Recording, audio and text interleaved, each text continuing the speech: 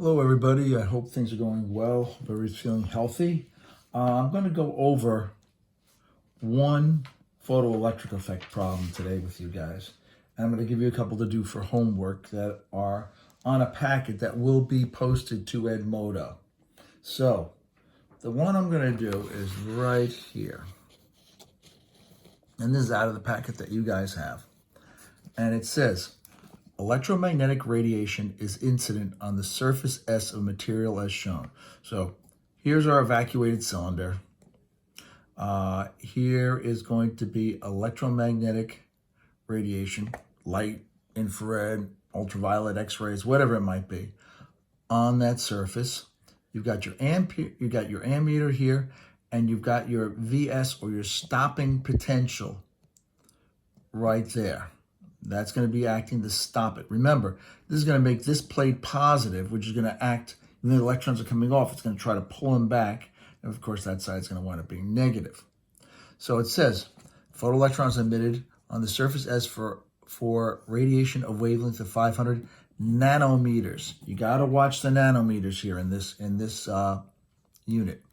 It's found that a certain ultraviolet wavelength, which is unknown, a potential Vs of 3 volts is necessary to stop the photoelectrons from reaching the anode A, thus eliminating the photoelectric current. Now, some of these start out pretty simple. First one says, determine the frequency of the 500 nanometer wave radiation. All right, so let's do that. This is going to be 12A. And we want to find what the frequency is. Well, we know that it's 500 nanometers for our wavelength. We're going to have to change that over to meters for this. Don't forget, on the front page of your reference table, got it? I had to reach for that one. You've got all your metric prefixes there. So nano, just multiply it by 10 to the negative 9th. We're cool. And the first thing they ask you guys is find the frequency. Well, we're talking about light here. And if they're not saying anything, it's in air, which is just about exactly the same thing as a vacuum. It's a little bit slower, but we're not going to go crazy over this. 3 times 10 to the 8th meters per second. And we are now set. Velocity equals frequency times wavelength. The speed of light equals your frequency times your wavelength, or your frequency is going to be equal to speed of light divided by the wavelength. You know what the speed of light is. Wavelength we just worked out. And that's going to give me a frequency of about 6 times 10 to the 14th. It's in the 10 to the 14th range, so there's a good chance this is light. Yeah, there's a very good chance this is light, not something ultraviolet or X-rays or anything like that. Now, the next thing, B. The question asks you, determine the work function of the material. All right, well, it told you right here, they gave you what's called the threshold wavelength. That is the longest wavelength that will possibly cause emission. So we know that our work function is equal to HF, or is equal to HC over lambda. Now, because they gave us our wavelength in nanometers, let's use that.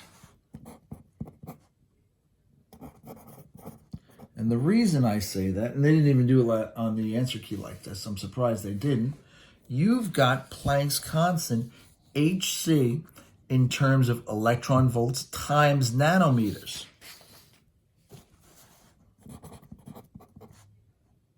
And that's going to 1.24 times 10 to the third electron volts times nanometers. So we are now all set. We're going to use this guy right here. So here we go. HC electron volts times nanometers. And you've got to leave this in nanometers because you want the units to work out. All right.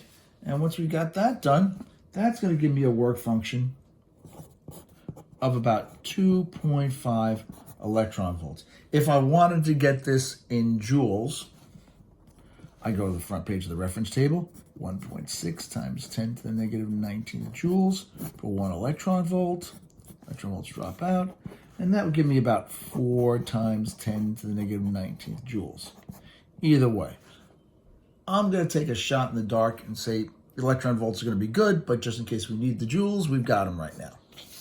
All right, so next thing, determine the energy of the photons associated with the unknown wavelength. All right, you want to find out what those photons were.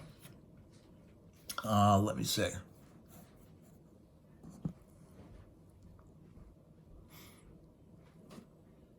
Okay. We know that a certain ultraviolet wavelength takes 3 volts on here. Well, we've got our work function right now.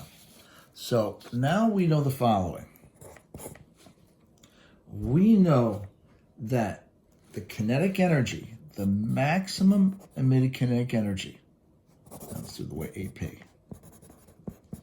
is equal to the energy of that incident photon minus the work function. Now, that could be written a bunch of different ways. That could be where HF minus that, or that could be as HC over lambda minus that. But we're going to stick to this guy right here. We're going to stick to just like that. So let's stay with electron volts on this, okay? Let's stick to electron volts. I think it'll make things a little bit easier. We happen to know that photoelectrons are emitted from a surface of wavelength 500 nanometers or less, so we know what our work function is, okay? Work function we know is going to be 2.5 electron volts. They told you straight out that it took a potential of 3 volts to stop the photoelectrons. So let's take a look at this. We know that our stopping potential, times the charge is going to give us what the kinetic energy of those electrons are. Kinetic energy is equal to Q times V. Well, let's stick with the elementary charges. It's much easier. You've got 1 elementary charge times 3 volts. That means that this guy is coming out with 3 electron volts of energy. So let's figure out what the energy of those photons have to be. Well, Kmax is 3 electron volts. That's the energy that, if here's the surface, we know that our work function is 2.5 electron volts. We know that the photons are going in here. We don't know what the energy of those photons are, but we know the electrons are coming off with a kinetic energy maximum of 3 electron volts. So,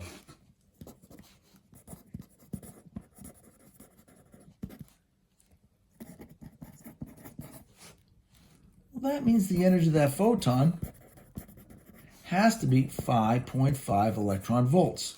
Because think about it. If that photon is going in there, it takes 2.5 electron volts to rip away that electron. And the electron came out with a maximum kinetic energy of 3 electron volts. That energy going in there has to be 5.5 electron volts. It's got to add up over the way. Now, the next question says, all right, determine what that unknown wavelength is. Okay. We need to find out what that wavelength is for that 5.5 electron volt photon. Well, let's go right back to where we were before. D. This is for D, sorry. And we happen to know that energy of the photon is equal to hc over lambda. It's just makes things very, very nice. Okay. Now we happen to know that our energy of the photon is 5.5 electron volts.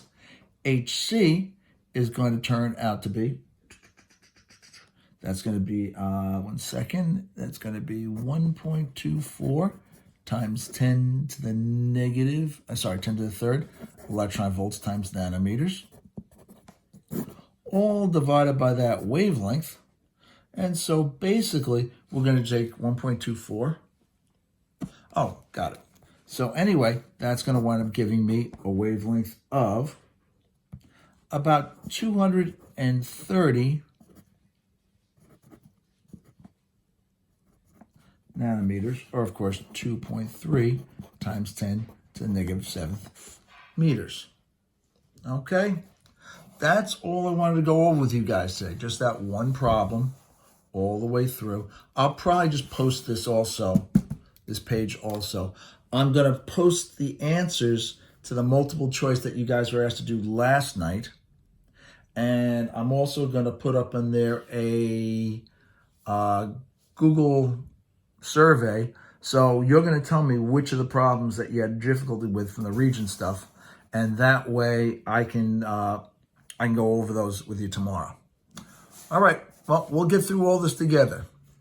You guys take care. Bye-bye.